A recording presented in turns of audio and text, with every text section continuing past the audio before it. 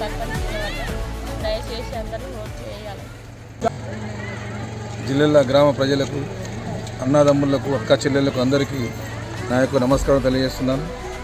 నేను మీకు 15 సంవత్సరాల నుంచి గత 15 సంవత్సరాల నుంచి సుదీర్ఘ రాజకీయాల్లో పాల్గొంటూ అనేక సమస్యలపై గ్రామ అభివృద్ధి కొరకు ఎంతో కృషి చేశాను.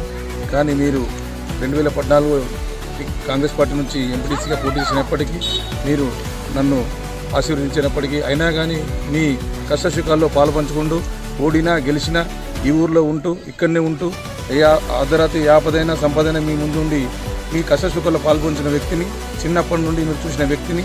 ఎందుకంటే ఎలక్షన్ వచ్చినప్పుడు నేను ఉంటానని రాలేదు. ఎలక్షన్ ఉన్నా లేకున్నా అందుబాటులో ఉండి మీ ప్రజాసేవలను ముఖ్యమంత్రిగా చేసుకున్నాను. చూస్తున్నారు, మీ గతంలో మేము చేసిన కార్యక్రమం సీతారామస్వామి కళ్యాణ చైర్మన్గా ఉన్నప్పుడు నేను బోరు వేయడం జరిగింది. అలాగే ఆలయ కమిటీకి అభివృద్ధి చేయడం జరిగింది. ఇంకా మున్ముందు ఎన్నో కార్యక్రమాలు అగ్రికల్చర్ కళాశాలలో భూములు కోల్పోయిన దళితులకు నేను దగ్గరుండి భూముల పట్టాలు ఇవ్వడం జరిగింది. లేని వారికి ఇందిరమ్మ ఇల్లు పథకాలు ఇవ్వడం జరిగింది.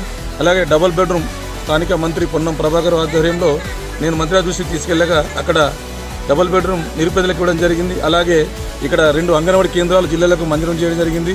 అలాగే సీసీ రోడ్లు ఇక నేను అవకాశం ఇచ్చినట్టయితే గ్రామ ప్రజల రుణం తీర్చుకుంటానని తెలియజేస్తూ అనేక సమస్యలు ఎస్సీ కాలనీలో, ముఖ్యంగా ఎస్సీ కాలనీలో చాలా సమస్యలు ఉన్నాయి. నేను ఇలా గత 4 రోజుల నుంచి తిరుగుతున్నాను. గల్లీకి డ్రైనేజీ లేదు, సీసీ రోడ్ల నిర్మాణం లేదు, వాటర్ ట్యాంకుల నిర్మాణం లేదు. అలాగే ఇప్పుడు మనం చూస్తున్న ప్రస్తుతానికి మన పెద్దమ్మగడ్డ హై స్కూల్ నుంచి ప్రాథమిక పాఠశాల నుండి మొదలుపెట్టుకుంటే గ్రామ పంచాయతీ వరకు ఇంతవరకు 2 దిక్కుల డ్రైనేజీ లేదు, సీసీ రోడ్లు లేవు. అవన్నీ నన్ను ఆశీర్వదించి నన్ను ఓట్లేసి ఉంగరం గుర్తుపై ఓట్లేసి భారీ మెజార్టీతోటి ఆసరి రేణుక గారిని గెలిపించినట్టయితే నేను మీ అందరికీ అందుబాటులో ఉంటూ సేవ చేసుకుంటానని, నాకు ఎలాంటి బిజినెస్ లేవు, ఎలాంటి దందాలు లేవు. ఒక రాజకీయంలో ఉండి ప్రతి ఒక్కరు సేవ చేయాలి తప్ప నాకు ఎలాంటి అవకాశం లేదు.